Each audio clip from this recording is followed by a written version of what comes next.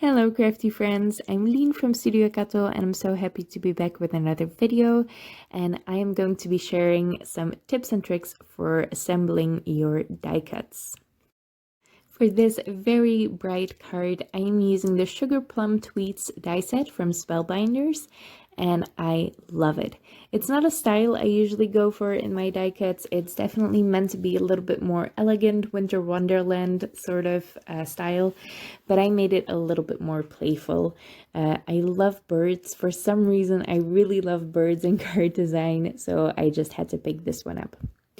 Now, my first tip is for coloring your dies. Now, I did die cut these already out of colored cardstock, but I love to add some shading to my die cuts.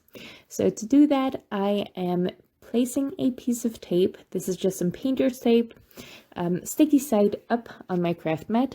I tape it in place with 2 additional pieces of tape, and that just keeps all of those tiny die cuts in place while you ink blend. Even that little tail you saw there is kept perfectly in place, and I can add a little bit of quick shading with these Concord & 9th inks. I also use some Pink Fresh Studio, I think. Any inks will do for this. Now this die set cuts a base layer, and then you have another die to add details to that shape.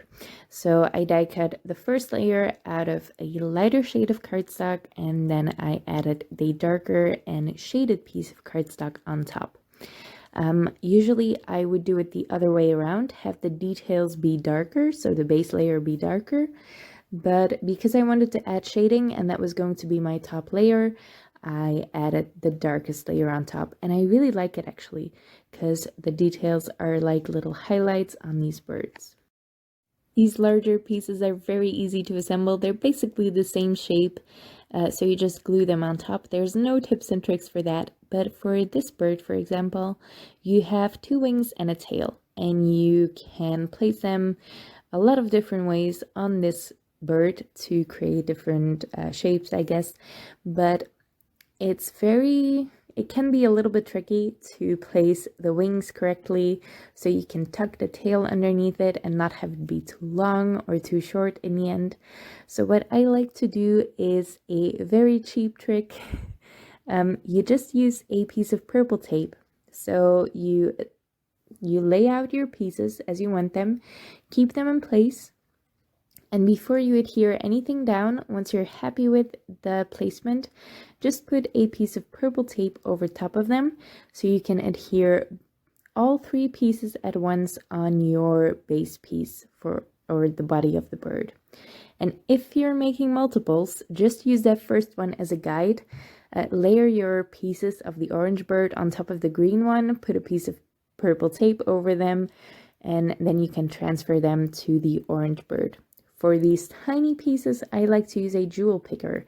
So I add some adhesive to the place I want them to go, and then I use my jewel picker to place them there. It's really quick and easy, and it's definitely a lot less fiddly than using tweezers. For my background, I am using a white embossed piece of cardstock. This is the Ski Lodge embossing folder by Spellbinders. And I love just using a white piece of embossed cardstock for a background. It's really clean and simple, but it still gives a little bit of texture to your background. Now, something else I really like to do for my die cuts is back them with an extra layer of white cardstock.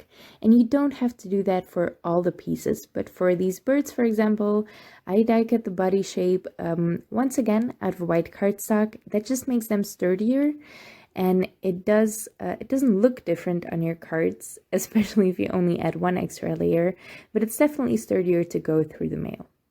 My 4th and most useful tip, this one I use on all my cards, just put your foam tape on some baking paper or wax paper or parchment paper, anything you can easily peel it off from, because this will act as another layer of release paper. And if you have release paper on both sides of your foam tape, it's really easy to cut.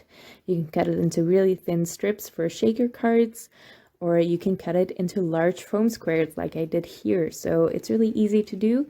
It's a quick way to add dimension to your die cuts, so you don't have to peel the backings of a million of foam squares. So I really like this. I use it on all of my cards and it hasn't failed me yet. For the placement of die cuts on your card, if you're doing a pattern like this, or I think Janas Makula actually did a video on this recently for grid cards.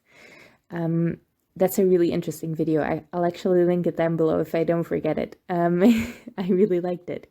But if you're using, or if you're adhering multiple things in a pattern like this, if you want everything to be lined up, line everything up without adhering it, and then adhere first the middle one.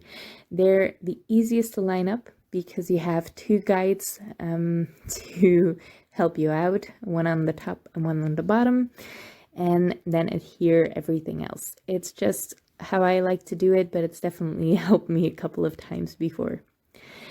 And I am replacing one of the birds with a sentiment. So that's actually the idea I got from Janas Makula's video. It's been a while since I made this card. I am remembering things as I'm doing the voiceover. But I've made these grid cards for a long time. I didn't know they were called grid cards, but I really enjoy making them. But I never thought to replace one of the elements with a sentiment, and I really like that idea. So this is a sentiment I had laying around from a stamp market, stamp and die set. I really like it. It's embossed in white onto dark cardstock, black cardstock.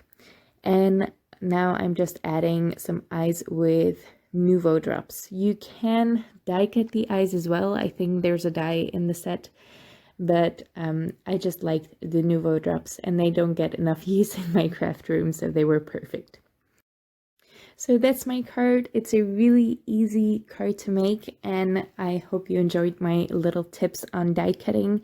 They're really small things to do, but they've definitely helped me in my craft room, and I use most of them a lot.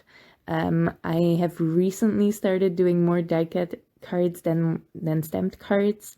So I'm starting to get into habits for die cut cards that I thought I'd share. The purple tape is definitely one of my favorites. And that foam tape hack is something I've been using since I couldn't find my usual foam squares anymore. So yeah, I really like that as well. I hope you like it too. Thank you so much for watching, and I hope to see you next time.